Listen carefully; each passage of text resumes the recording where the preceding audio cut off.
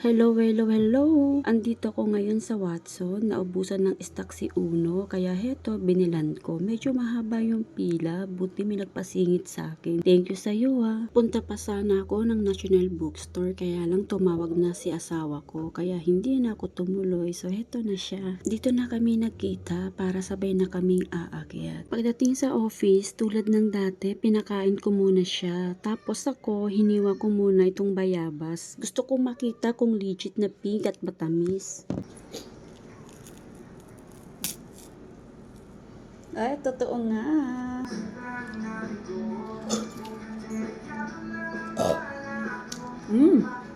Sarap siya. Sarap. Tamis.